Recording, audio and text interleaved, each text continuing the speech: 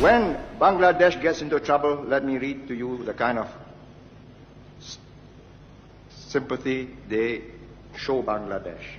In 1974, Lee Kuan Yew reminded every Singaporean that if you screw up your own country, get ready for no one to save you. Now let me go to the other extreme. The poor. You know, you've read about Bangladesh. Famine. Floods. Well,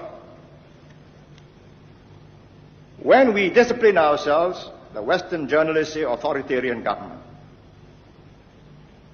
Dictatorial, no freedom. When Bangladesh gets into trouble, let me read to you the kind of sympathy they show Bangladesh. I'm reading from a very reputable newspaper called the London Times of the 14th of August. And they signed themselves. Now, Mr. Nicholas Ashford, he writes, Bangladesh lives continuously on the brink of disaster, and it is hardly surprising that many foreign aid officials have become fatalistic. Some believe Bangladesh can never become economically viable and will always have to be supported by massive injections of foreign assistance. Even optimists expect that the country will require sustained large-scale aid for many, many years.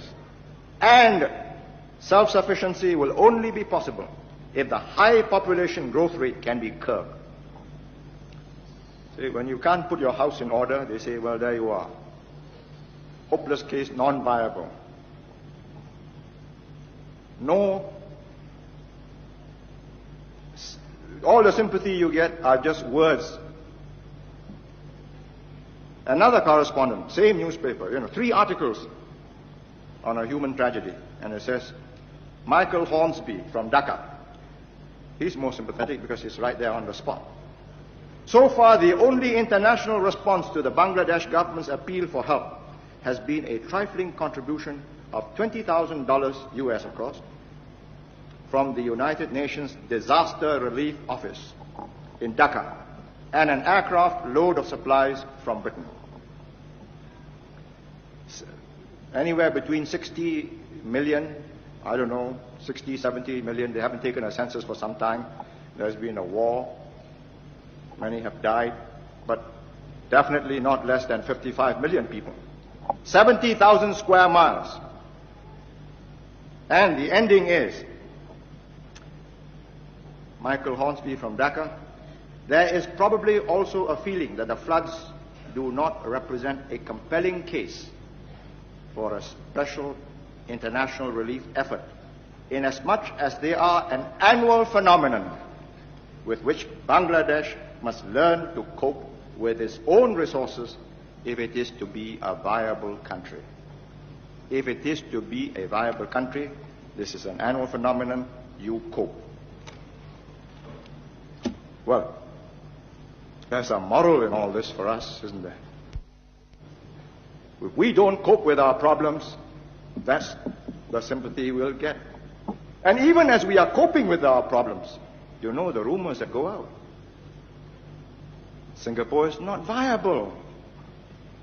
Mind you, it's a honk. I don't blame them. They try. No hinterland, no oil. Viability, as you have seen, 70,000 square miles, 55 million people. And the conclusion, Michael Hornsby from Dhaka writes is, must learn to cope with his own resources if it is to be viable. And I think that's the first lesson. We learn to cope with our problems.